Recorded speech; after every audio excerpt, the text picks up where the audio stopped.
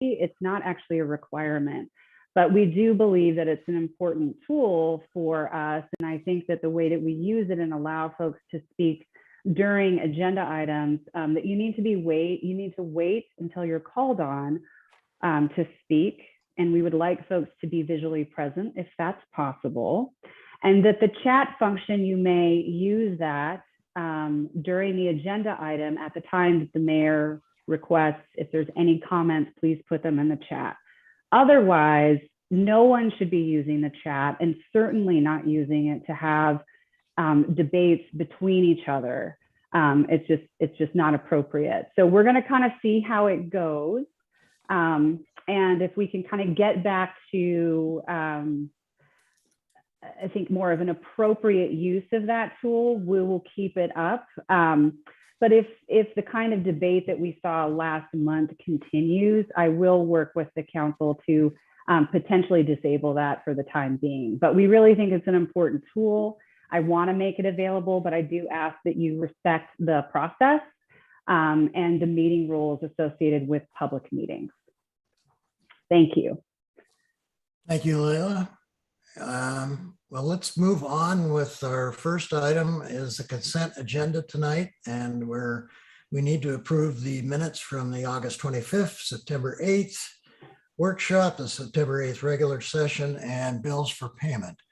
Is there any questions or from the council on the consent agenda? If not, I will take a motion to approve it. I move to accept the consent agenda. Second. Been moved and seconded. All in favor of approving the consent agenda, say aye. Aye. Opposed, nay. All right, thank you. So next we're going to go to public comment and public communication. And I want to remind everybody that public comment is a time just for that, to make a comment. It's not a time for debate, nor is it a time for members of the public to ask questions or expect to receive answers from the council. And if you speak, you're limited to 3 minutes. Do we have anyone that would like to make a public comment? Looks like we have someone up here. Looks like we've got Ben and Kim. Okay. Hi, go ahead. Hi there. My name is Kim Rosenberg, and I'd like you all to get in your time machines and travel back with me to January 2009, when our city council denied an application for 16 residential units on 3rd Street with 2 multi-use buildings to face Lanita. The Tillamook Headlight Herald reported that the city manager at the time said there were 2 basic issues involved in the city's denial. One was density, and the other was proving public benefit, both at odds with the comprehensive plan. The city attorney at the time argued that, and I quote, "A local government's comprehensive plan holds preeminent position in its land use powers and responsibilities," end quote.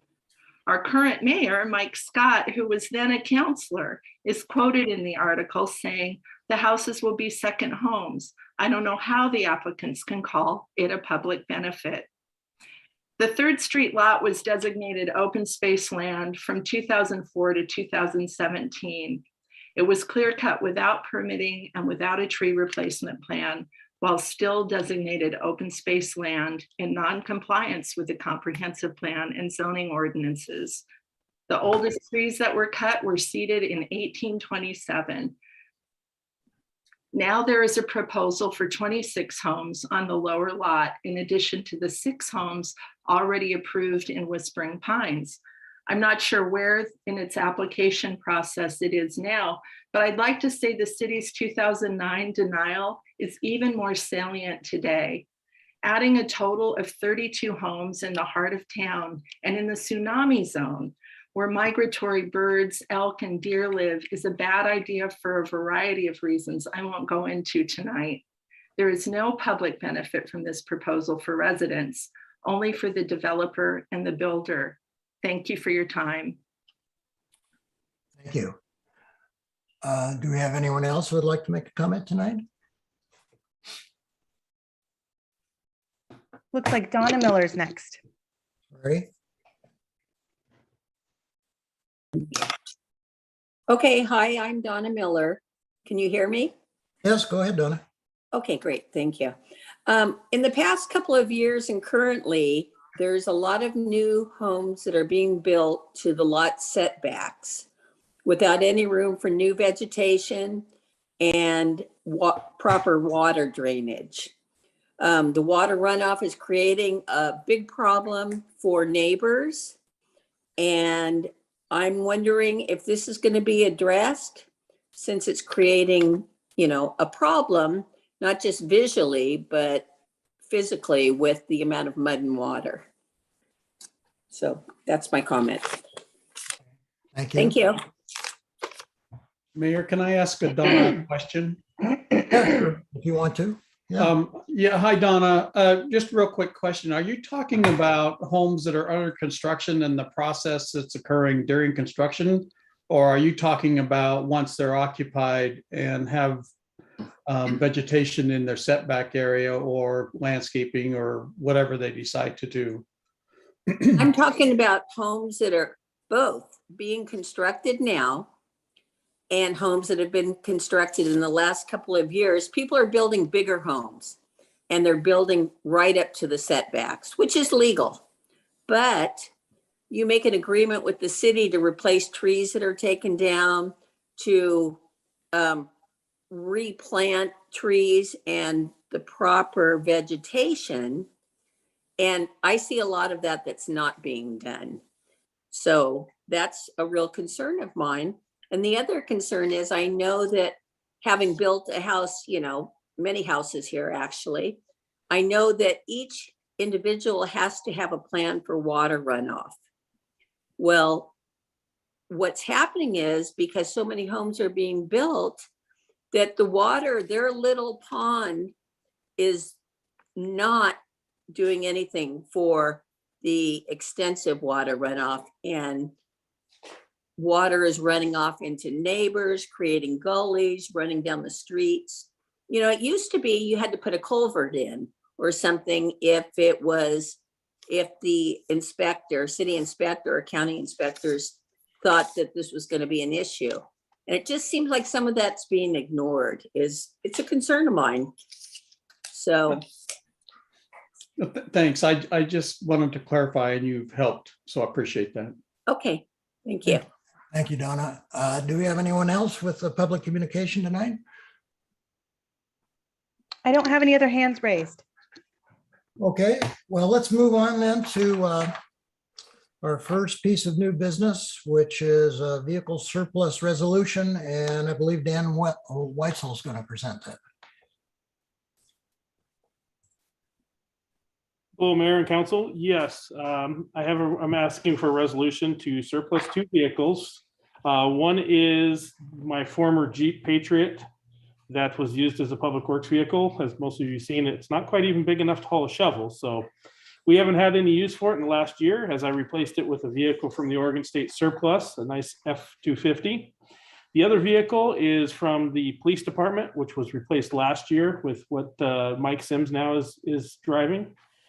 So just looking for a resolution to declare them surplus property, and that surplus property could be then put up to other public agencies or public sale or lawful disposal. So Dan, this is associated with item B in our new business, which is the intergovernment agreement about the disposal. Do you want to explain that element Sure. of the process? So I think some of you guys know that the city has been participating in purchasing from the Oregon Reuse Program. And this equipment varies from everything. We've bought MREs to vehicles. And so what this program does is it takes surplus property from different cities, agencies, the different parts of the state program themselves, and they put it into a facility that other public agencies can then purchase it. They help set the price based on the vehicle, essentially Kelley Blue Book value and what condition the vehicle's in. This process then makes it easier for government agencies like us, because if not, we have to go through the full process of putting it out to public bid, which means advertisement, showing the vehicles, doing a sealed bid opening, awarding, and then also dealing with all the DMV stuff. Especially now with COVID, DMV is not fun to to deal with those things. By allowing that type of program, the state takes care of all that. They do charge a fee. In your packet was a fee schedule on it. So, and this program also allows us to get rid of smaller items that that are, once again, would have to go through a full process. Instead of us going through that full process, we can send them there.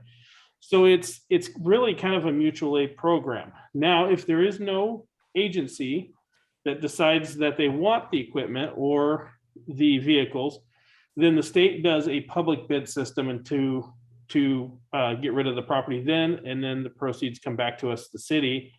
And depending on what the item is, like in this case, the Jeep, the funds there would go back into our vehicle replacement fund, and the police rig would go back into essentially their vehicle replacement fund.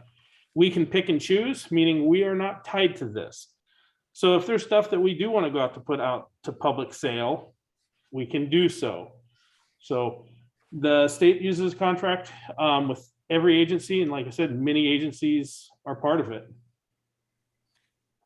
Okay. Is there any questions from the council on this vehicle surplus resolution or the interagency agreement with the state of Oregon for disposal of surplus property? Any questions for Dan? Mayor, I just have a quick question for Dan. So Dan, you've certainly explained well the administrative advantages of using Oregon reuse. And I know you've told me a couple of times about some great deals that you've been able to get through that program, I believe, as a purchaser. So I'm just curious on the other end as a seller, it just feels like from everything you hear in the media that this is a particularly advantageous time to be selling used vehicles. And so do you have confidence that using Oregon reuse will get you the best possible price? Or I mean, obviously there's advantages to using it. I'm just wondering if those advantages include being able to take advantage of the current seller's market for used vehicles. Yes, used vehicles, even on the state surplus right now, some of the vehicles on there are going for a pretty good dollar. Yeah.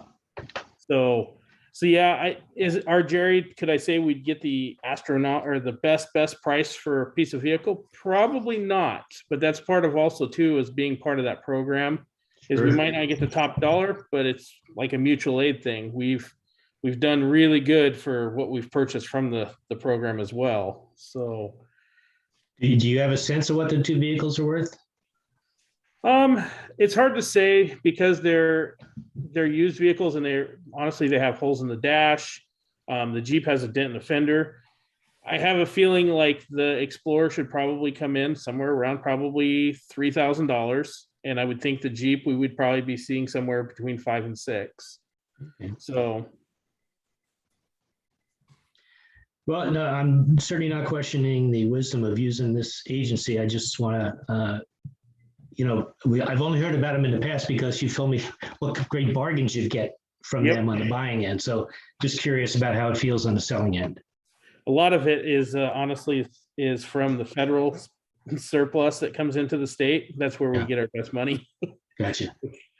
But Dan, is it an actual auction versus just listing the property for sale? I was thinking it was an actual auction, so it would go to the highest bidder. And if the bid prices are high right now because of the used vehicle monies, wouldn't that just drive the price up because people are going to outbid each other? Or so that is if it goes to public side of it, then yes, it goes into their bidding. And if you get a chance to look at their website and you see what the vehicles are going for, they get pretty good dollar when it goes to the public side. So, and like I said, we set the price on the side that would go to the public agencies. So if we don't see our price, that we want as far as earmarked, then we can hold out and they can then move it to the public side, or we can withdraw the vehicle back out of the state surplus and then sell it ourselves. and we have to factor in the cost of staff time that would be required if we tried to do it ourselves. So, Right. Yeah. in the end, Any other It appears questions? to be a really good deal, I think. Well, yeah, it would seem to me that a city of our size with a limited number of vehicles Right. coming and going, that it just seems taking advantage of a program like this is better than trying to do it yourself. If we were a larger city with a lot more vehicles or something, we'd have our own program probably, but in this case, Well, in that too, Mike, is because it's the state surplus, this is all over the state and the emails go out all over the state for the government side. And then when it goes to public side, it's essentially they branch it through their auction site, which hits once again all over the state, way more than what we would hit if we just put it in the local, news that we have a vehicle for surplus. okay. Any other questions from council? Is there any public comment or questions on these issues? No hands raised. Well, let's deal with both of these kind of together here. We've got, if you look at our packet, we're being asked to approve a resolution 2114 to designate the property as surplus list and authorize the sale. Let's deal with that one first. If there's no other discussion, and someone want to make a motion?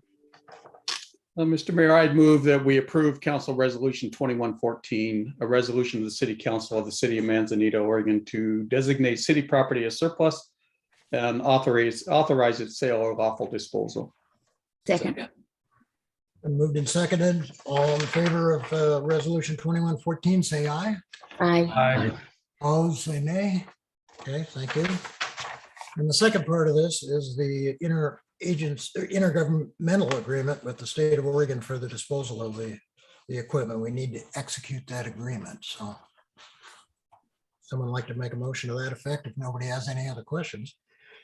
Well, I'd like to make a council resolution number 2115, a resolution of the City Council of the City of Manzanita, Oregon, delegating authority to the city manager to enter into an intergovernmental agreement with the state of Oregon for this disposal of surplus supplies. Second. Been moved and seconded. Approve the intergovernmental agreement with the state of Oregon. All in favor, say aye. Aye. Aye. Opposed, say nay. Okay, thank you, everybody.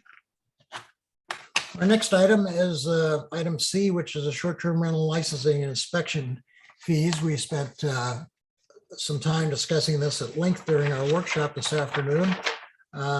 Layla, would you like to present this again to us and see if we adopt this resolution? I would be happy to, Mayor. I'm going to go ahead and pull up my presentation once again and go through that. All right. Let's go back. All right.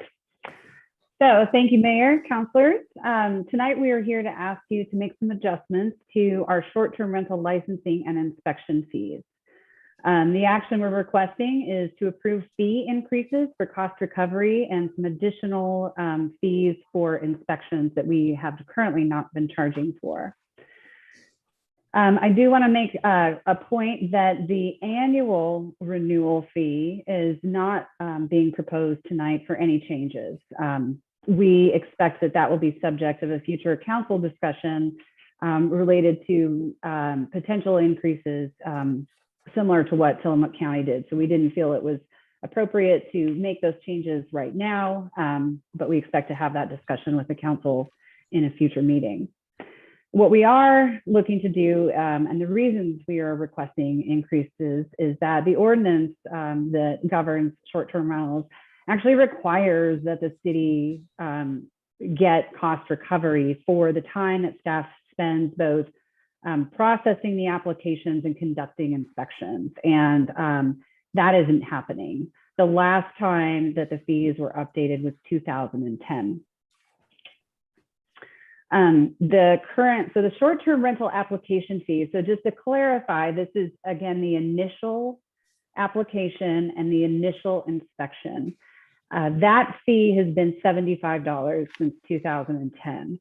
Staff did a fairly exhaustive assessment of the amount of time that it takes to process these applications and conduct the initial inspection, and determined based on hourly rates that to do that work, the inspection fee should be $250 in order to get the cost recovery for that time spent. The current fees for rental inspections require, it's $75 as well for the ordinance required periodic reinspection. It was previously every 5 years. With the new ordinance changes that were adopted last month that went into effect on the 1st, that is every 3 years. And it's currently been set again at $75 since 2010. Oftentimes what comes as a result of those inspections, there are sometimes additional deficiencies that need to be remediated. And so there's currently no fee for our inspectors to go back out and address those. And those are things that come up after. So during the initial inspection, property owners are supposed to go through a checklist and verify that these things are done. If they aren't done, then the inspector does have to go back out and reinspect. And so we would like to propose a fee for that. There's also currently no fee for random inspections needed to confirm safety or conformity of the short-term rental property when issues are reported or discovered. And so we wanted a mechanism for which that we could charge for that time as well. So the actual cost based on staff hourly rates to perform these inspections are $150 for those periodic re-inspections. The follow-up inspections to confirm a correction of an identified deficiency, we're proposing $75. And then other random inspections, the average cost of that is $150. So with that, tonight, the action that we are requesting is that council approve Resolution 2116 that repeals Resolution 1406 and replaces it with 2116, amending inspection fees, license fees for short-term rentals, and adding new fees for short-term rentals as described below. And with that, I will stop sharing my screen and I would be happy to entertain any questions. And Judy Wilson is also here tonight as well. If there's any detailed questions, she will be able to assist. Any questions from the council for Layla or Judy? I know just for those that are here tonight that weren't here this afternoon, we spent a lot of time discussing this afternoon, so I'm not surprised if there's not questions here. Are there any questions? I would make one comment because we did hear from a gentleman that has a short-term rental here in the community that was active in our short-term rental work group over the last couple of years about re-inspections and how that results in another $75 every time they come out. I believe, I'm pretty certain that Layla and the building official would both agree that we will do everything in our power to ensure that if there's an opportunity to make that correction on site at the time of the inspection, that we're not going to be coming back out and charging somebody $75. My experience is that sometimes those violations can be literally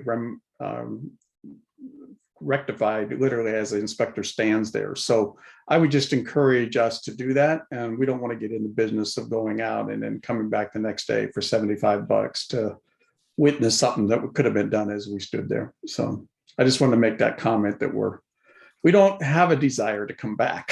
We would like it to all happen the first time. And yeah. Yeah, if I could speak for the building official, I think he would heartily agree with you, Councilor Nuttall. And I know that from having worked with Scott, that he does his best effort to do that. So absolutely. Thank you. Any other questions for Layla on this?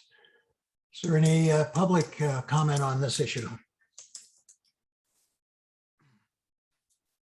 No hands raised, Mayor. Okay, well, let's get back to the council then. If no one has any other questions or concerns, would someone like to make a motion to adopt this resolution 2116 and replace 1406? I think is the action we're being asked to take tonight. Mr. Mayor, I'd move approval of Council Resolution number 2116, resolution of the City Council of the City of Manzanita, Oregon, repealing Resolution 1406 and replacing it with Resolution 2116, amending the inspection and licensing fees for short-term rentals and adding new inspection fees for short-term rental inspections. May I have a second? I'll second. Okay, it's been moved and seconded. All in favor of adopting resolution 2116 and replacing 1406, say aye. Aye. And those opposed, say nay. Okay, the motion passes. Thank you. Moving right along here, we're going to move down to item D, the special permit, event permit for Big Indie Somebody Incorporated. And Layla, I'll let you explain to us what we're doing here. Thank you, Mayor. I believe Roger Ferries is here today as well, and so I'll hand it over to him in a moment. But the request is to film a movie. The scene would be mobile, would come off Highway 101, down Lanita Avenue, up Ocean, and back out Manzanita, Nehalem Avenue to 101. And my understanding is that they will not be stopping. The route map was included in the council packet, as well as the application, and Mr. Ferries provided a fair amount of detail in there, but is also here to answer any additional questions. Mr. Ferries, I don't know if you would like to say a few words. I just want to thank the council and the mayor for all you folks having me. And then right next to me is Kevin Fintner. He's actually my boss in the department. He's the location manager. Sometimes we trade those roles on different films. But anyway, hello, everybody. Thank you. And we're honored to join you. We are still working through the comments I'd like to make, or any additional information is we're still exacting this picture car caravan. I think it is going to be a little simpler than I originally thought. I sent Nina a pictograph, but it might not be appropriate to show just because if it was probably sent to her too late to include effectively in the presentation. But essentially what we're looking at is a mobile picture car caravan where we are filming while we go. The lead vehicle could potentially be a Sprinter van, a typical Sprinter van. And then the second vehicle is a 36 to 40 foot long airporter style bus with 15 to 20 extras on board, which are standing in for the cast. And then behind that is a glorified Toyota Sequoia, which might have a rack mount on the side, 2 cameras, adjust one on the hood, one potentially on the side. That we are a little unsure of yet, and we're trying to get a little more clarification from our key grip and our director of photography. And then behind that would potentially be another Sprinter van. And then what we're hoping for is a law enforcement escort. And we've gotten some, we've managed to strike out with Oregon State Police because they're just so short-staffed in this area. Tillamook County Sheriff has is interested in trying to fill either a 1 or 2 car position, one as a lead, one as a follow-up. If we can't get those, the understanding we've come to with ODOT Region 2, District 1 is that we will go with the unpermitted driving plan, which is we go, as we start in Arch Cape and come south down Highway 1, we will go the actual posted speed limit. All vehicles will go the posted speed limit, and then the advisory speed limits, the yellow signs, or however they're presented, until we go from basically Arch Cape, St. Peter the Fisherman's Church, down to Manzanita, take that right onto Lanita, down to Ocean, take a right over to Nehalem, etc. We're hoping to get this in one pass, because after we're done with that driving shot, then we got to hightail it up to Gearhart to do some more filming at a different location. Are there any questions from you folks that? Yeah, let me ask you a couple of questions. Looking at the permit, you're thinking all goes well, you'd be in town 15 or 20 minutes and you're gone and you're not stopping, right? Yeah, that's basically it, unfortunately, because I love Manzanita and I'd love to just stop and spend the afternoon there. But unfortunately, well, the reason I've asked you, I'll be quite honest, we've had a couple of film crews in Manzanita before. I don't know if you've heard, and we've had some not very good experiences, particularly on Lanita. And Oh. so we're a little gun shy. Okay. In a previous a film shoot, they actually shut down Lanita and made some promises and had flaggers closing off the side streets and stuff. And as it developed, it turned out to be a disaster, and it was very disruptive.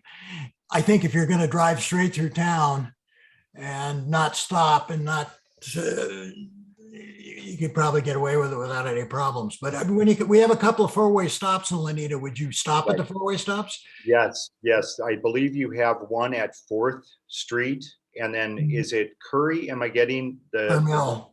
What is it? Carmel. Oh yeah, thank you so much. I'm sorry. I've got Curry on my mind lately. Yeah, Carmel. So we'll be stopping, all of the vehicles will be stopping there.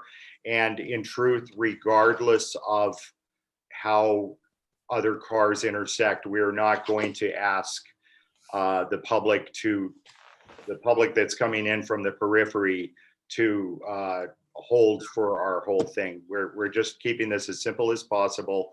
Okay. And then the camera car, if it gets separated from the bus, will try to at least catch up. And I don't mean by speeding, in a fashion that it can. If it does, it does. If it doesn't, it doesn't. It's just kind of, the idea is to go with the flow. Yeah, I don't think you're probably going to have a problem with that. We don't have that much traffic. I mean, you stop and the camera car getting goes to the stop sign, they'll probably be able to buzz right behind them. I mean, I would think people would recognize that it's kind of a, what is 2 or 3 car caravan, and they'll probably just sit there and look at it and then let you go through. But I guess the key thing is keep going. I don't want to make that my general philosophy for Manzanita, but I'll make it a very Well, temporary. for this deal, you want to keep going, trust me. Yeah. So you're planning on doing this next week on the 12th, is that right? Correct. And I wish I could give you like the exact time, but we start prepping at that lot up in Arch Cape. I don't know, Kevin, what do you think? Probably 10 a.m. we'll start our prep, or 9 a.m. Yeah. Okay. 10 to 11. Okay, what are you thinking about hitting the road? Well, we're looking at an hourly by hourly thing we generate. We try to. Well, I don't think we need, well, you could give us an idea, but I think for your purposes, I don't think you'd want to advertise an exact time unless you want a bunch of people standing around watching you. Only you, Mr. Mayor. We might be able to get you in the shot somewhere. But it looks like 12:30 to 1:30 Okay. about. Okay. Well, that's my questions, because if it goes wrong, it all falls back on me, and I don't want any surprises. Anyway, anybody else got a question from the council?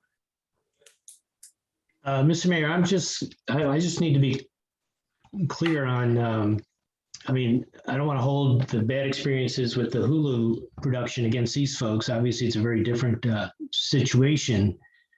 But it's so different that I'm not even clear why there needs to be a special event permit. I'm sure there's a good reason for that, but it would be good to just understand that. And I believe that there was reference to an unpermitted drive as opposed to a permitted drive. So I just want to make sure I understand why a special permit is needed, given the nature of this particular event, and whether or not there is an alternative if the permit was not issued. Well, that's a good question. Do you have to get some sort of permit from the state? You're on 101 for most of this. I noticed you're starting up at the St. Peter's Church in Arch Cape, right? Right. As it's been explained to me by our ODOT representatives up in Region 2, the Astoria office, is they only permit for if we were to film in a 1 mile segment of, let's say, 101, a state highway 101, and then we close each end temporarily, do our driving stuff within that 1 mile zone, and then we open up traffic after a 7 or 8 minute pause, intermittent traffic control. They do not permit for a longer, what used to be called a rolling slowdown. So I had asked essentially for what was called a rolling slowdown, and they said, we are not comfortable at this time and on that highway having you go anything less than the normal speed limit. And since you're not going to be going anything less than the normal speed limit, it is we don't need to permit it. So one of the benefits of having law enforcement, hopefully, if we can procure it, it's definitely we will follow all the laws. But one of the benefits is just that I also share some ODOT emails with that law enforcement representative and say, this is what we've been asked or what we have to do as a non-permitted event: drive the speed limit, follow all advisories, etc. So basically, we're going to be going the speed limit, and we will be doing that in Manzanita as well. So that's kind of the explanation of the ODOT breakdowns. But yeah, we've told all of our people up on high that we're going to be following the traffic laws on that situation, all the way down Highway 101 through town and back to our staging area. Did that answer your question, Jerry, at all? Or It didn't definitively answer my question. I don't want to make a big issue of it. I guess I'm not, when you compare this to the Hulu experience, it's night and day, and many different considerations involved, including the length of time folks were in town and the money involved in using Underhill. This just seems so significantly different in many respects. I'm not clear why a special permit is required from the city. I don't necessarily oppose issuing it. I just want to make sure, as you said earlier today, Mr. Mayor, we've done a few of these and they haven't always worked out. This one just seems like I don't want to pay a price for the sins of the previous ones when it's so radically different in nature from those earlier. I guess you could almost look at this as a courtesy that they're telling us. They could just drive down Lanita and we wouldn't even know about it, I guess. But, and I don't want to, Jerry, I just want to correct you one thing. It was Stades was the name of the production that was on Lanita. Right. Hulu was another one. Hulu Hulu, I agree. I remember Stades was the really bad one. Yeah, but I don't think Hulu is much of a bargain for us either. No. But Stades was the number one worst. Right. Okay. I'm never going to live through that one again. I could probably offer a little insight to Jerry's question. So I think initially when Roger reached out to us, there was right at the same time we got a request to use Underhill. And it came to my attention the last 3 permits that had been issued had some issues. And I think initially, Roger, correct me if I'm wrong, there was some discussion about potentially having a small staging area. And so we just asked them, because we were so short on time to get this on this agenda, that to go ahead and fill out the permit application so we could get it before council. And Roger's been extremely helpful, and working with Nina has actually helped coordinate this permit. So we actually didn't even draft the permit yet because we wanted council to have this discussion. It's really your decision. If you would like to issue a permit, as the project sort of worked itself out, it became evident that they're not stopping, they're following traffic laws. It's just going to be this big, curious caravan coming through town. But I did think it was important to have the council discuss it. But I do think it's your prerogative whether or not you issue a permit or not. I will say that I did check in with the police chief, and Chief Harris, he had no concerns with this route and with what has been proposed, because I shared the application and the map with him as well. Thank you. Mr. Mayor, we had a brief discussion about permitting, not permitting during our work session. But after thinking about it, I think there might be some advantage to issuing the permit for a couple of reasons. One is it conditions their activity based upon what we are asking them to do. So it's clear on the part of both parties that there are certain restrictions about the movie production in Manzanita.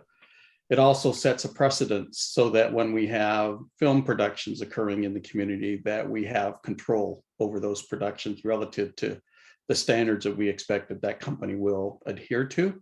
So although this is on a different level than some of the experiences that we've had in the past, personally, after thinking about it, would encourage us to consider issuing the permit just to maintain control. This one, I think, is, and Roger, thank you for both of you for being so upfront and helping us through this process. But even though it might be rather small on the scale of movie productions for us, I think it's worthy of having the permit issued from a control perspective. And it provides some protection to us if things go awry, especially if we've conditioned the production company. Yeah, and I think on the event permit, we could specify in there that to obey all traffic laws and follow the stop signs and maintain the, speed through the city. Mhm. We could put that in the permit. So Roger, I guess one other question I would have, and I don't know where Chief Harth is on this, but I know in other jurisdictions, you might hire an off-duty officer, for example, at their overtime rate or whatever. But anyway, on their off time, and I don't know if that's been explored with Chief Harth or he would be supportive of that, but I don't think it's a terrible idea, at least within the Manzanita confines, that we have police presence during the process. Just it's a good idea. So I actually think it's a wonderful idea. I had reached out to Nina before it was really settled with OSP about whether they could or couldn't or whatnot. Nina was actually my next stop, Manzanita. And Nina was my next stop in that. Just I told her kind of the flow of the situation, and I said, well, what do you guys think about potentially manning this? Because let's say in Portland area where we mostly make our work on films, we'll have Multnomah County Sheriff, but sometimes we are actually a driving scene will start in Clackamas County and then end up in Multnomah. And we'll have a Multco sheriff deal with the whole thing. And I was like, well, if I can't find anybody, would Manzanita like this assignment? And I think she kind of got back to me with the possibility that might not happen. But yeah, we're used to paying the off-duty thing, the time and a half, vehicle mileage, whatever the charges are. That's standard in our industry. But I've reached out to Tillamook County again.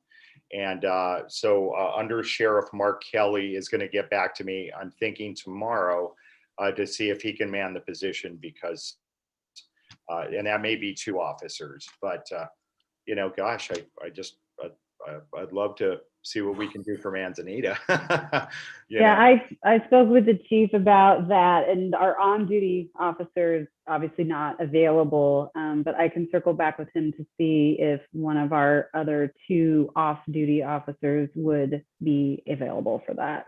Okay. Do let us know how it turns out with the county, but we'll see if we can accommodate that. Can I ask a question based on that? How appropriate would you folks feel? I know you can't necessarily speak for the chief right now, but how appropriate is it for a Manzanita officer or 2 to be part of the entire caravan from Arch Cape down through Manzanita back to Arch Cape? Is that possible at all? I would be glad to ask. Okay. I know we've used an officer in at least one past production who was paid directly by the production company, and he was in uniform and used the car in his off-duty time. Wasn't the duty officer, but I mean, that's up to you and the chief to figure out if that's going to work. I don't know. Okay. The best, if you can get the county guys to do it, because you're driving through 2 counties. Right. Correct. Yeah. And our policemen are municipal policemen for the small community, and you're taking them way out of their area. I know. But we're willing to discuss or listen to any possibilities, and then we'll certainly let you know about what Tillamook has to say about their possible officer assignments. Okay. Any other questions, anybody? Do we have any public comment on this issue? I have no hands raised. Okay, back to the council here then. What do you think, guys? Should we issue a permit and stipulate that they are to obey all traffic laws as they go through Manzanita, the stop signs and the speed limit and stuff? And just go on record with a permit? I don't think it would hurt. What do you think, Jerry? You think that makes sense? Or? Well, I do not think it would hurt. I think I guess what would be helpful, I think in general, and I think Steve alluded to this, is to sort of set a protocol for dealing with these in the future. So, you know, I wasn't on council during those two productions you mentioned. Layla wasn't city manager during those two productions, but when they happened and when they went south, presumably there was some kind of staff report to sort of memorialize what went wrong, so that we have kind of a body of evidence of how we're doing with movie productions in town, and we have something to hold up the next permit request to, so we can make some good judgments. This one happens to be a particularly simple request, and I have no problem with issuing a permit. I just think we need, you know, in the short time that I've lived here, this is at least the third one. So if this is going to be something that we're going to be in the business of doing on a regular basis, I think we just need to, you know, pay attention to the both the strong ones and the weak ones, and act accordingly next time up. So do you want a motion approved by the council then, Leila, for a permit, or do we have consensus here? How do you want to handle this? I'll take a motion just for fun. Okay, somebody want to make a motion to issue an event permit? Mr. Mayor, I'd move for approval of a special event permit for Big Indy Somebody Incorporated for a Obey the Traffic Laws caravan to occur on October the 12th between 11 a.m. and 1:30 p.m. with the route as identified on the permit application. Okay, can I have a second? Second. It's been moved and seconded. All in favor of the event permit, say aye. Aye. Anyone opposed, say nay. No, Get one no. Thank you. The event passes. Thank you, everybody. I hope it all goes well. No stopping, just keep going right through town. We're gonna put Hans out on the highway since he voted no to make sure you guys don't stop. I'll just watch from my living room. Okay. And your living room is where, sir? No, I'm He's on Lanita. I Lives live on on, Lanita. I live on Lanita, and none of these have turned out as fun as they were pitched and sound. But That's true. as everybody has said, this is pretty straightforward and simple, but to address what others have said, I mean, I just don't know if we want to be in the business of doing this. I don't know ultimately what the benefit is to the community, and it seems like each one goes, you know, the nature of this is you don't know exactly what's going to happen. So that's why I'm voting no. Can I add one thing though? I know you're in the middle of this vote. May I speak or should I not? No, sure, go ahead. I will say that Director Dave Franco, upon his initial drive-through of Manzanita, fell in love with Manzanita. So you've got a fan that lives in a different place that has an actor and a co-writer partner for his wife, and I wouldn't doubt if you see him at some time in the future renting a nice house there and whatnot. So I think there's maybe some ancillary benefits, and certainly us Portland area people love Manzanita. So it's in our hearts, not too far from our minds ever. So I don't know, for what it's worth. All righty. Well, thank you guys for coming in and sharing with Now us. get out of town. I wish you the best of luck. Okay. Thank you very much. With that, Kevin and I are going to exit the meeting. Thank you, everybody. Appreciate your Thanks, time. Roger. Okay, bye now. Okay, moving right ahead here, we'll go to item E, which is Transportation Systems Plan Update. Do you want to tell us what what we got going on with that, Layla?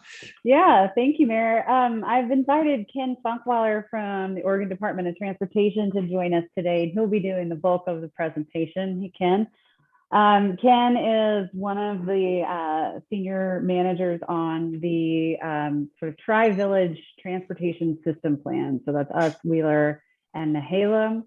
And this is for those that are familiar with a transportation system plan is a sort of a long-term plan for improvements in our transportation infrastructure to enhance all modes of transportation. So it's just not about roads, it's about active transportation as well.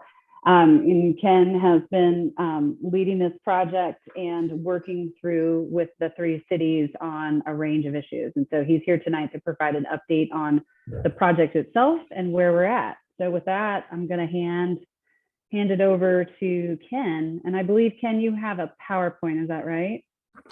That's correct. Yeah, I think I can share my screen. I'll try to oh yeah, it's gonna let me. Thank you very much. You're welcome. Well, Layla, I do appreciate the intro. I almost feel like you described this so well. I don't know if I need to, but I'll go ahead and give my presentation here. Thank you, everybody. My name is Ken Funkweiler. I work in the Oregon Department of Transportation. I'm based out of Astoria, and I am basically just the contract manager for your city's grant. I think it was, gosh, well, it was before the pandemic, because I think I came in person to speak to you last time to let you know that you got the money to do the transportation system plan. And just want to give you a quick update and basically show where we are at from the project and talk a little bit about it, maybe answer some questions.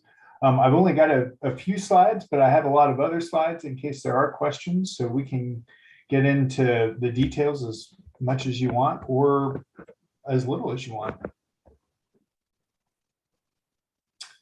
So once again, so as Layla mentioned, this is kind of a joint transportation system plan for Manzanita, Nehalem, and Wheeler. It's a pretty innovative thing. We haven't necessarily awarded a grant like this across the state. So for us, we saw it as a great opportunity for 3 communities to kind of work together, create some regional goals, some shared transportation system interests that link the communities, but then also have, you know, the detail of an elaborate transportation system plan for your own community. So for us, it just seemed like a great opportunity and a win-win for, you know, ODOT to work with 3 communities at once in a single contract and come up with a few, with some benefits for all 3 of the communities and the general area.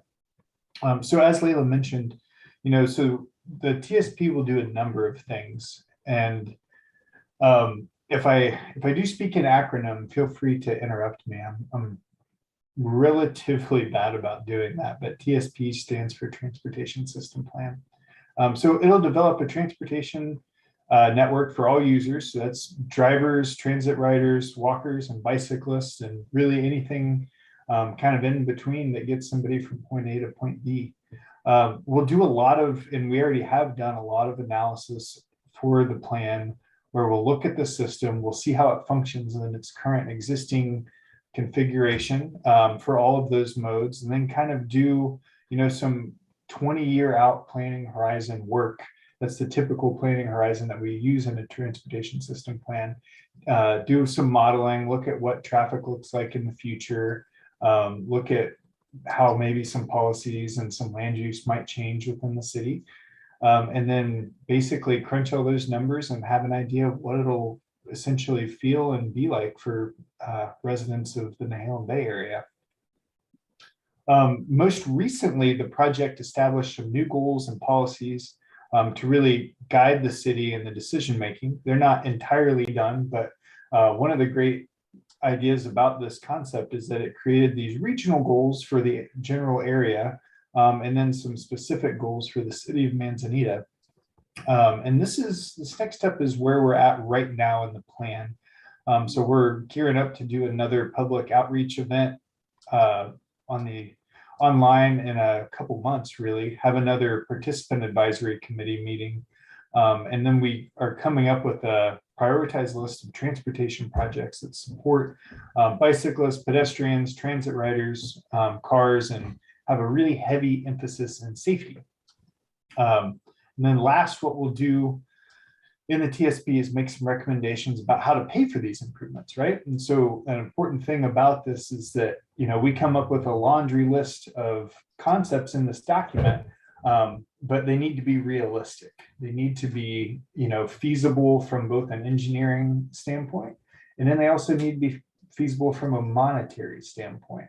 And so we might prioritize a few projects that are, you know, maybe a little bit more realistic. They're within the funding realm of either, you know, ODOT, the county, or the city of Manzanita, because we're all jurisdictional owners inside of the city. You know, and then we might have some other aspirational things that are kind of more in the future. So just a quick schedule overview. So, you know, these transportation system plan projects usually last 1.5 to 2 years once they get kicked off.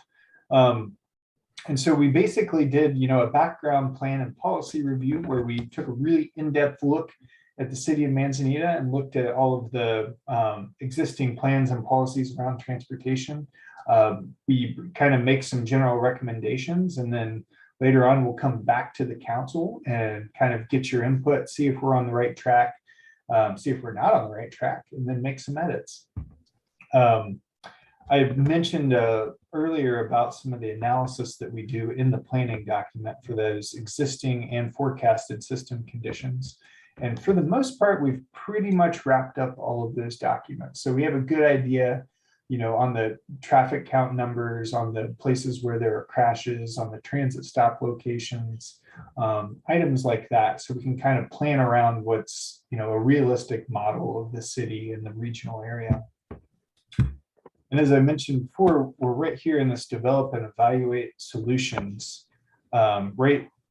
We're kind of just barely starting to do that work with the consultant and the participant advisory committee. We'll do another check-in with the PAC and then do an online open house to kind of vet this and see if this really reflects some of the comments that we got from the last online open house, you know? And that's how we use this method of just feedback loops throughout the planning process, so we can really incorporate some public involvement through that. You know, following that, we'll prepare a draft TSP update and then come to the adoption process. And this is when you'll see, you know, really a lot more of myself and the consultant, Kara Hall, the consultant project manager, through the winter and spring of 2022, and try to wrap this up and convince you all that it's a good idea and a good enough idea that you'll adopt it into your comprehensive plan. That's the main goal of it.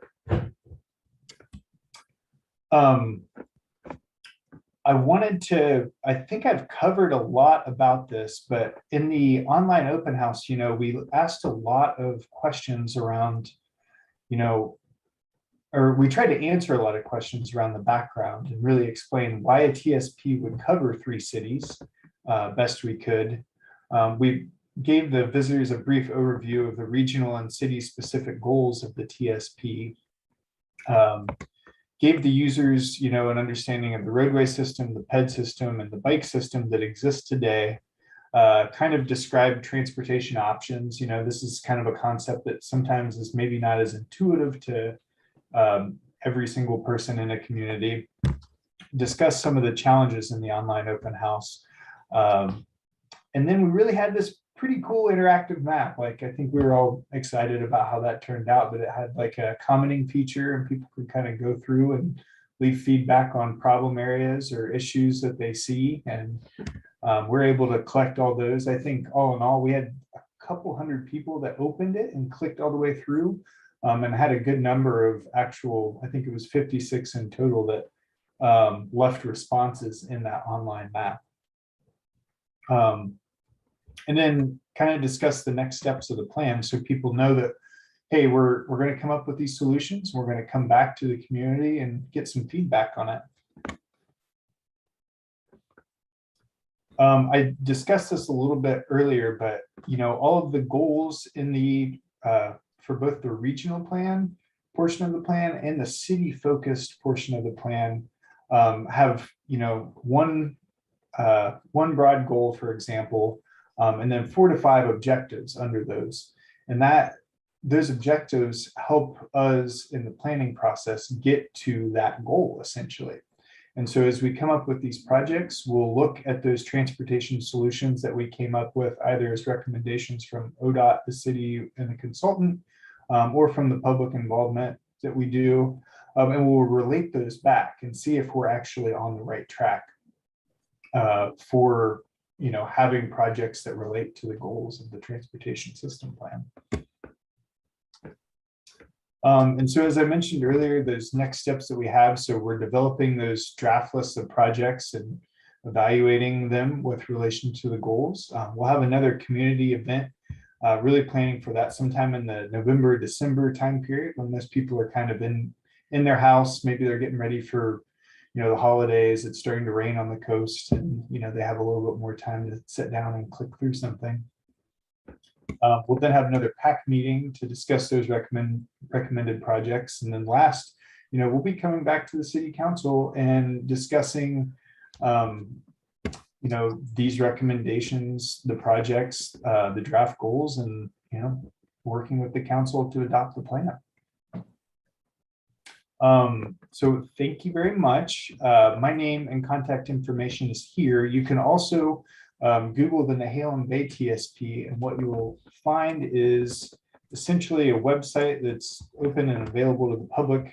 The online open house is closed right now because that happened in August, but we'll have that same link before, and you can check out the schedule and then even contact me through the contact information at the bottom. And I would like to now just turn it over to council for any questions, comments, concerns. Just wanted to mostly do a check-in to make sure that we're all kind of on the same page and that you all are aware of the project. Any questions from the council for Ken?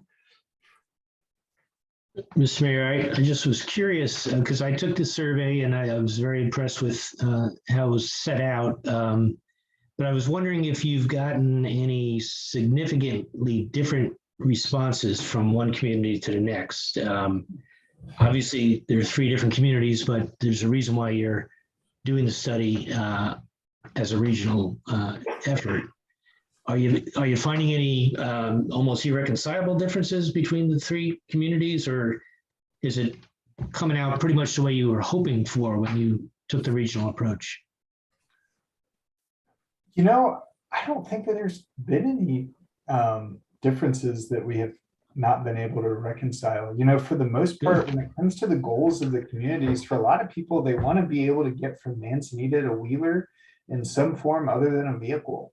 They want to be able to go to the grocery store in Manzanita or go downtown in Nehalem and have a walk around, or even venture farther south to Wheeler and eat at a restaurant, for example. I haven't noticed a ton of differences. I would say from my perspective on the highway, I notice that Nehalem and Wheeler, for example, are a little bit more interested in urbanizing 101 from the comments that we got. Whereas I think with Manzanita being kind of off of the system, but having 101 pass through and be kind of like a main arterial that accesses the city, it's more about traffic calming and dealing with speeding and maybe even some driver aggression issues, but still having those other connections that still make it to the other communities. Good, thank you. Are you finding much interest in using bicycles for transportation in the 3 communities? Absolutely. Yeah, there's a lot of people that want to be able to, as I said, just commute in anything other than a vehicle, whether it be recreational or, within the city itself, or back and forth between the communities. Manzanita has a great local street network, a lot as far as numbers goes, more local street connections than the other 2 communities. So for a lot of the comments that we got, I think from Manzanita, it was more about having some safe spaces to, walk and bike while still maintaining those characteristics of the community. Not changing it dramatically, but having some safe places to, get on a bicycle. Any other questions for Ken from anybody? Anybody from the Yeah. public have a comment? It looks like Leela and Joe have a comment. Okay. Well, in this case, it's Leela. Hi, Leila. How are you? Fine, thank you. My question is, what cooperation or interface does this project have or will have with the Wave in Tillamook, or is it completely different focus? No, that's a great question. So what we want to do from a planning perspective is work with the Wave and Tillamook County Transit District and Doug Pilot, the general manager, and come up with some ways that we can better enhance transit access in the three communities. Not just for the communities, but we heard a lot from the PAC and the community about getting visitors to not drive single occupancy vehicles here and use alternate modes. So we don't have these, we heard a lot about parking issues and things like that. And so incorporating transit is a really important element of the planning document for, a local, city, regional, and then even statewide approach. Thank you. Any other questions for Ken? Just one real quick question. Ken, do you see any possibility of hiking trails between the cities at all, possibly off 101? Yeah, I don't see why not. I think hiking trails, one of the goals of the document is to have things that are accessible for all users and all abilities. And I personally have worked on trails that have been made accessible for people in wheelchairs and other disabilities. And so it's a thing that I know Nehalem has a really strong interest in, and I think it would be really just frankly kind of neat for the communities to have these kind of separated, kind of off-roadway paths. Yeah. The difficulty being is that it's always an issue with space and right of way, right? And it's the place to do it. And so we can kind of really document the need for that. And what I like to do is set communities up so that when they have these needs identified, they're good to go with any number of our grant programs. So we have community paths, for example, and the first step in that is to show that you have a documented transportation system plan with that need clearly stated in it. So that's kind of, it lays the groundwork for you to compete in these grant programs that we have. Oh, good. That's very helpful. Thank you.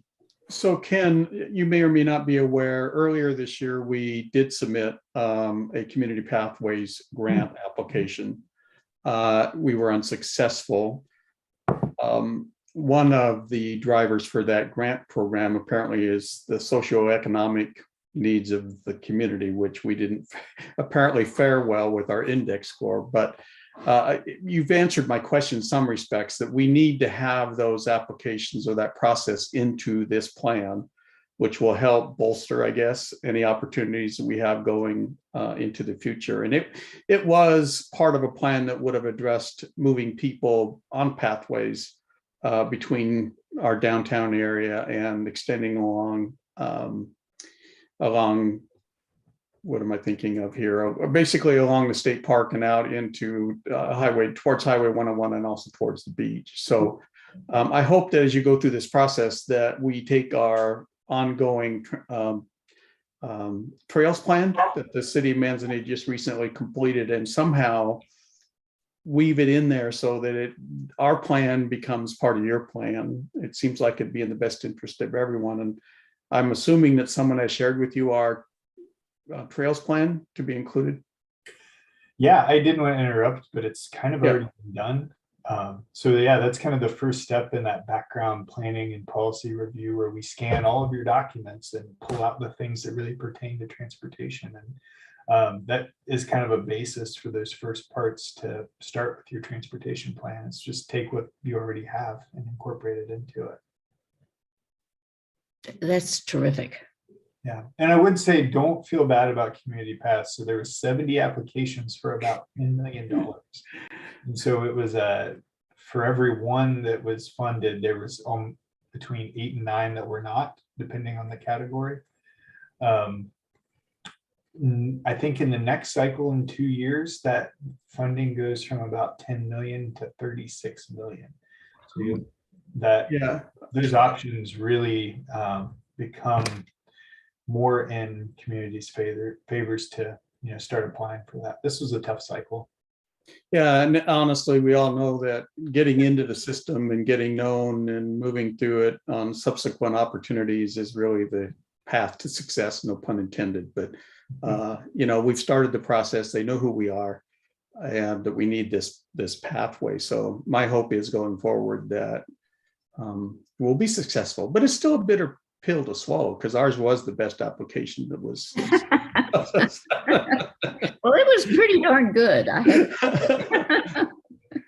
Well, I saw applications, but I'll have you know, I did not select or participate in the selection. So hopefully I can stay in good graces. Okay. Do we have any other questions for Ken tonight?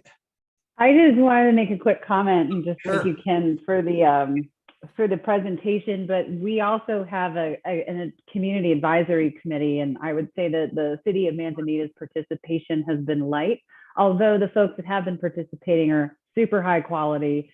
But I just did want to put a plug out there because I know we have lots of folks from the community who are engaged.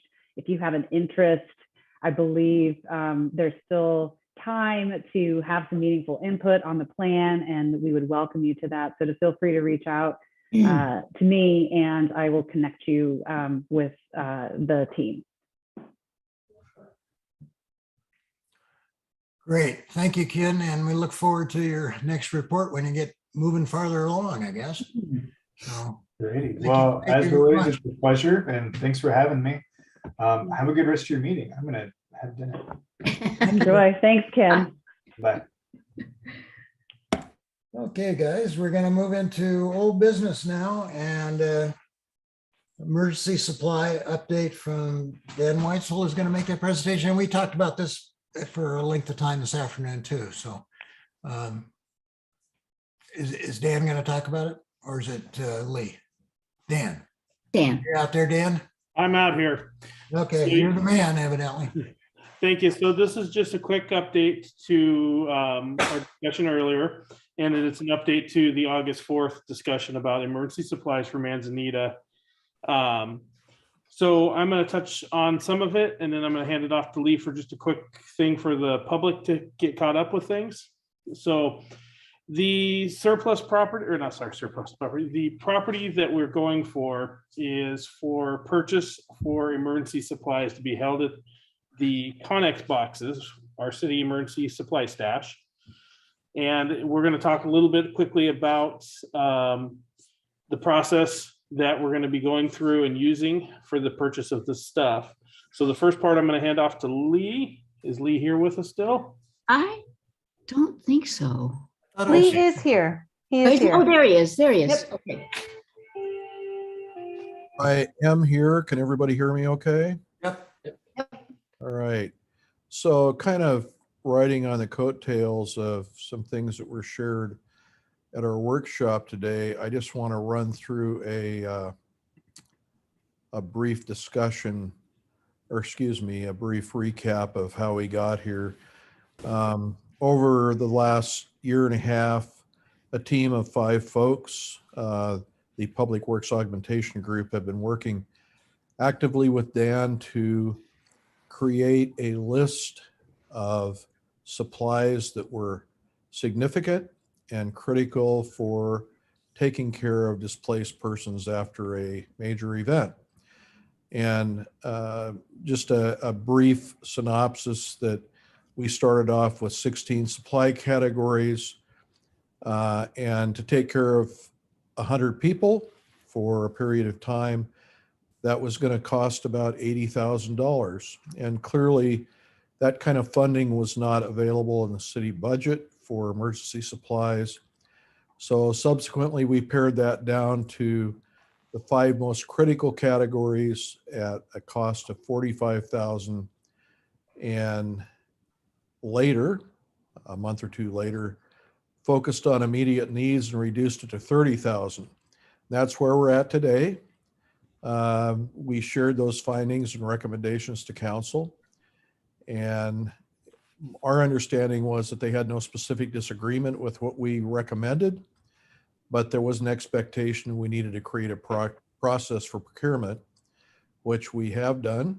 And I'm going to pull that up now if I can. Where is it? Back here. Forgive my ineptitude. I think that's, no.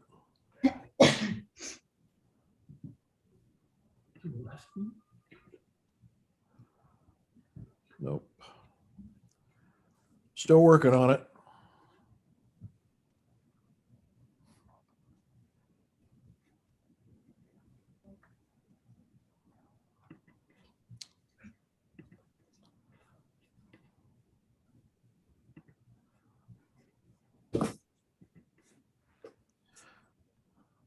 You tricked me, Dan. You didn't let me know that I was going to speak tonight. So I can take all the credit. So why Lee is looking for this, a couple of things I'd like to share about the Public Works Augment team and what they are and who they are. So the Public Works Augment team is made up of 5 members from the general community here. They're retired from technical fields. We have retired water operators. Lee is a retired inspector. We have people that were in construction, and they make up this team. And this team does a lot more than just even what we're speaking about tonight. One of the things I'll highlight is the Public Works Department has been working with PWAT, and we had access to a trailer that recently we got, and the crew cleaned it up, made it really nice. It's a portable antenna that can be deployed in a lot of different scenarios and actually used. It's about a 45-foot tall tower. So when we got it, it was kind of a rust bucket mess, and they had cleaned it up, and it is sharp. We will have some photos of it coming out in the future as we finish up that project. The other thing we've been working on is a water trailer. So you got your file you're looking for, Lee? I do. Can everybody see this? Yes, I think so. I'm still seeing the agenda. Oh, yeah, you're right. Sorry. Objectives? No? No. Oh, no. Well, we're in deep trouble.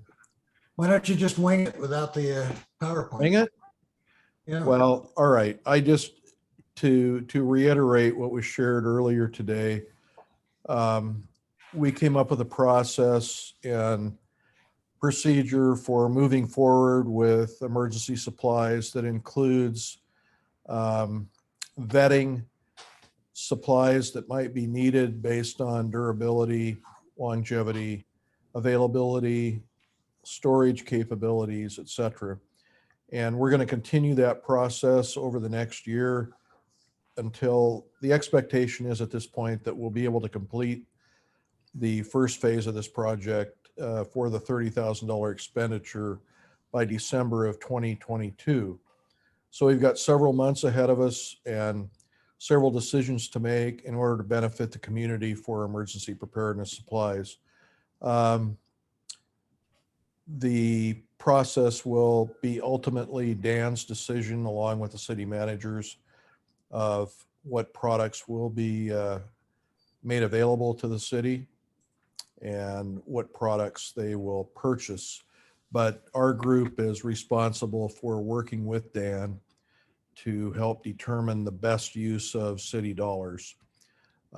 Dan will be able to purchase a lot of equipment, hopefully through the state emergency surplus program.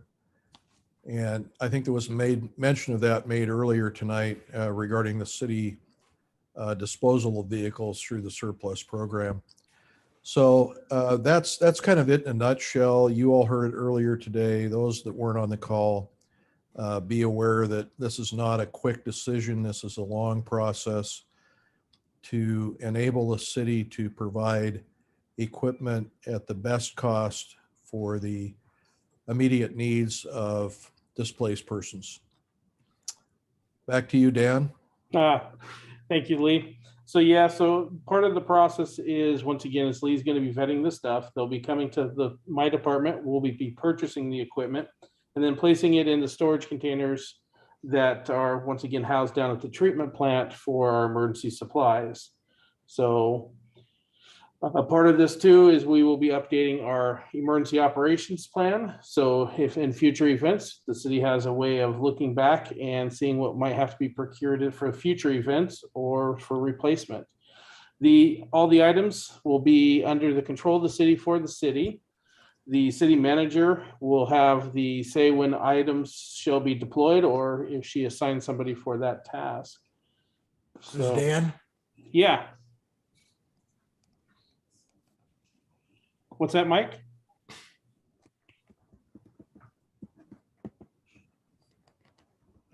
Can anybody hear me? Yeah. Yeah. Did we lose Dan? No, he's talking. Oh, okay. Sorry. That's all right, Mike. I just think I lost my internet connection. I thought it was you, Dan, instead of me. I just shut my big mouth. Okay. No, doing good. So that's pretty much it in a nutshell. This is an ongoing project, and we'll be coming back to you guys, giving you information as it's going. Once again, there's nothing required for tonight for any decision making. It's just information. So if anybody has any questions, I'll be more than happy to answer them. Thanks, Dan. I'll just make one comment is that Dan and Linda were kind enough to give me a quick tour of the containers a few weeks ago where we talked about the storage and the facility. And I have to say they've done a really nice job. I'm guessing it's mostly Dan and maybe not as much Linda on the development of the container, but that they've done a really nice job of getting that set up. And Dan mentioned the lights and the dehumidifiers and all the different stuff that's going on there. So actually, Steve, I can only take a little bit of credit. I'm the guy that literally said, yep, this is a good intergovernment agreement. These boxes look good. The PWAT team, you notice those boxes were well maintained as far as paint on the outside, the lighting and stuff. A lot of that was done by that crew. That crew behind the scenes does a tremendous amount of work, Steve. And so my hat goes off to all of them. They've been a great help to us. Well, kudos to all of you then. But it was nicely done, and it's a great thing that the community has that space there. So, Dan, we had a question in the comments of what is a COMEX storage? Maybe you could elaborate a little further for folks. So Thank you. Connex boxes are literally a shipping container, the ones you see on ships and stuff. The EVC had a grant to purchase them, and they turned them over to the city. So essentially, they're a nice, sturdy metal box that in an earthquake can really take a beating, and still we can get our emergency supplies out of them. So. Okay, any other questions for Dan or Lee? I just have a very quick question for Dan. Dan, you probably told us this in previous meetings, but how long have you had the PWAT team together? Oh boy, the PWAT team has been probably doing stuff for us for just over about a year and a half. Okay. So COVID kind of makes it difficult because we end up with where we can't really do a lot of work together, but we've been doing our best. They've been doing some great project work. And was there anything in particular that led to the PWAT team coming together? Was that your initiative, or somebody brought that to you, or had that happen? So actually, Jerry, how PWAT started was actually after the tornado. It was a see a need, fill a need type of thing. Our department is a very small department of public works guys, and it's not a lot of times in a big disaster, we might not be able to get a big crew. Linda, myself, Lee, we started talking, and Lee said, well, why don't we put together a volunteer group that could help assist public works in big things? And so this team is tooled so that, like, in a disaster, they have a little go bag. They have their regular go bag, but then they have a public works go bag that has tools to help us when they come in, shut valves off to meters, things like that. So throughout the next year, we're hoping to do a lot more training together, as long as COVID will permit us, to where they can get into helping out in more detail with some of the water stuff. A few of them are even certified in the flagging. So if we have a water main break, and all my guys are busy working, I can actually call upon these guys. So they really are a great resource. Okay, and I only ask because I think it sounds like a great example of taking advantage of some of the accumulated expertise and experience we have in Manzanita. And I'm just wondering if there might not be other opportunities in other disciplines to do that. I know we obviously have done that with healthcare providers who were helping us out during COVID. So just a good model. And I guess I'd like to talk to you more someday about how we might be able to replicate it elsewhere on other parts of the city. My door is always open to you. Sure. Thank you. Okay, if there's no other, did you have anything else you want to say, Linda, before we move on this, or? No, other than to say Dan and Lee have just done terrific work. And a little bit to Jerry's question, one of the gifts that we have in Manzanita are people that are really willing to step up and help out. And the hours that these guys have spent working in and helping Dan are just incredible. And I'm sure that there are other opportunities. Keeping our eyes open for those is really important. But man, these guys are just terrific. Okay, thank you, Linda and Dan and Lee. And we have just a couple more items here tonight. I'm going to turn this back over to Layla for City Hall project update and her city manager's report. Yeah, not a huge amount to report today, but good things to report. So in terms of the owner's representative services, we have selected the Klosh Group. They issued a notice of intent to award on, looking at the calendar, September 17th. Had to wait a week for protests. We did not get any, so I began negotiating their contract with them last week, and I'm expecting a revised contract, hopefully sometime this week or early next. And my goal is to bring that to council for approval in November at the November meeting. So we're very excited to work with this group. They've done a lot of civic projects. They did a project down in Newburgh. It was a new police station and a number of other things. And we're really excited to work with them. It was a great team, really energetic, really understood, I think, the community outreach portion of this project in a really deep way. And so I'm very excited to begin that work with them. And then the second thing I just wanted to note with respect to the construction project, it's really not related to the construction project, but it's on the Underhill site, which is, I've mentioned that the soil remediation will begin on October 18th. So we'll start to get that site sort of cordoned off. As I mentioned before, we'll be digging a pretty big hole there, removing a lot of dirt, getting that dirt tested, and then working through the remediation process with the Department of Environmental Quality. So I will be keeping you posted. I'll be able to provide an update. I don't know if we'll have the test results back by the time we meet in November, but if we do, I will be sure to share those at that meeting. And that's all I have at the moment in terms of the project. I'd be glad to take any questions from the council if you have any. I would just ask one question, Layla. You mentioned dirt. Is that dirt up there, or is it a little bit of dirt and a whole lot of sand? Yeah, dirt is sort of a descriptor, but I think it's mostly sand. I mean, I asked for a reason, actually, because how that material might permeate through the sand is different than how it might permeate through the soil. And so have they given you any indication as to what we might expect to see in that site? No, and I think if Dan's still on here, he might have a couple of thoughts here, but no, I think we don't believe that the impact was huge, but we won't know until we start digging in there. So I think we'll know a lot more once we do the soil testing. Okay, thanks. Yeah.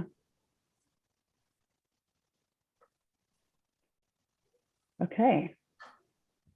Well, with that, I'll just jump briefly. Not a lot to report here either. We are not going to be having a planning commission meeting this month, so I'll be issuing a cancellation, but I did want to end on a high note, and I don't think Connie Soper is here, but I would like to acknowledge Connie. She entered our Manzanita Trail, the Neocani Trail, for an award, and we won. So it's the Coalition of Recreational Trails Annual Achievement Award for outstanding use of recreational trails program funds in the maintenance and rehabilitation smaller project category. So that's, I think, it's a wonderful acknowledgement. The mayor and Connie will be accepting that award on behalf of the city on November 10th. So congratulations. I had nothing to do with that. I think it was Cynthia Alamillo was here when that happened. So congratulations to her as well. And yeah, we're very excited to receive that award. And again, Connie did all the work on that. So we really thank her for her initiative and initiating that award. And that's all I got today. Any other questions for Layla or anybody else? Well, that was a very efficient city council meeting tonight. I think we got a lot of work done, and starting an hour early It's nice. is sweet, if you ask me. It was good. So we'll adjourn. Thank you all. Thank you, Mike. Good meeting. Good night, everyone. Good night.